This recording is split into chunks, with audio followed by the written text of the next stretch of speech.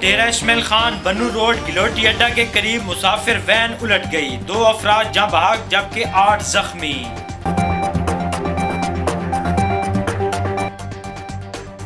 ضلع انتظامیہ نے شہری آبادیوں میں ڈیری فارم اور باڑوں کے قیام پر دفعہ 144 نافذ کر دیا گیا، نوٹیفیکیشن جاری۔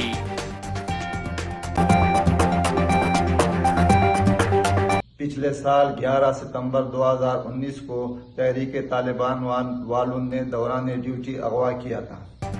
جنوبی وزیرستان کا ڈاکٹر نور حنان 1 سال بعد بازیاب ہو کر گھر پہنچ گیا۔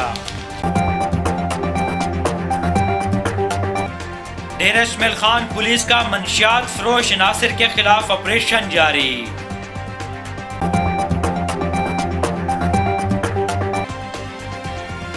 ٹانک کاٹی گئی وارن کینال مرمت ہونے کے لیے مسیح کی منتظر۔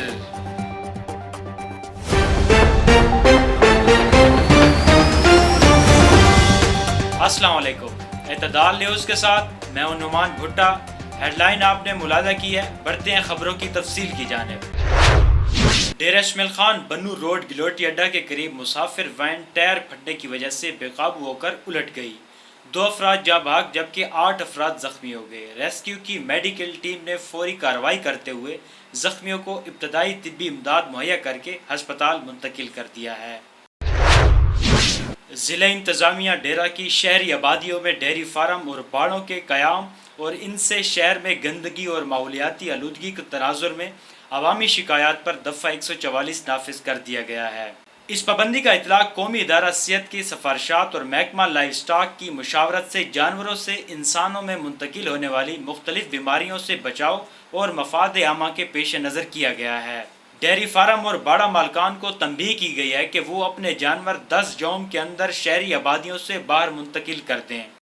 خلاف ورزی کرنے والوں کے خلاف قید، جرمانے کی سزا اور جانوروں کی ضبطگی بھی کی جا سکتی ہے، نوٹیفیکیشن جاری کر دیا گیا ہے۔ جنوبی وزیرستان میں گزشتہ سال اغوا ہونے والے ڈاکٹر نور حنان بازیاب ہونے کے بعد بخیریت گھر پہنچ گئے۔ یاد رہے کہ ڈاکٹر نور حنان وانا میں انچارج ٹی بی افیسر تھے اور ان کو دوران ڈیوٹی تحریک طالبان نے اغوا کیا تھا۔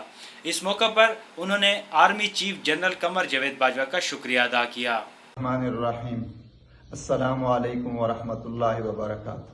میں doctor Noor Hanan, agency T B control officer south Waziristan Wana, پچھلے سال 11 ستمبر 2019 کو تحریک طالبان والوں نے دوران ڈیوٹی اغوا کیا تھا۔ آج حکومت پاکستان اور army chief general Qamar Javed Bajwa کی کوششوں سے رہائی ملی ہے۔ میں ان کا بہت ہی مشکور ہوں اور آج اپنے فیملی سے خوشی سے مل رہا ہوں۔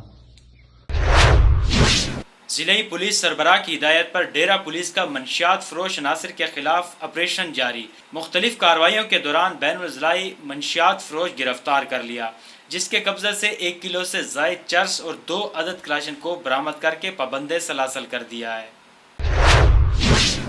چند ماہ قبل نہر وارن کینال کو سیلابی پانی گھروں میں داخل ہونے سے بچانے کے لیے بولند آباد کے قریب کاٹ دیا گیا تھا، جس کے باعث ٹانک کے متعدد دیہاتوں کو پانی کی سپلائی منقطع ہو گئی تھی، جسے نہ صرف پینے کے پانی کا بحران پیدا ہو گیا بلکہ لاکھوں کنال اراضی بھی کاشت ہونے سے محروم ہو گئی۔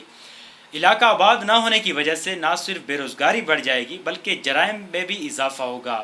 علاقہ مکینوں کا کہنا تھا کہ ہمارا مطالبہ پورا کر کے وارن کینال کو فوری طور پر مرمت کر کے علاقہ کو پانی کی سپلائی شروع کر دی جائے۔ اب دیکھتے ہیں موسم کی صورتحال۔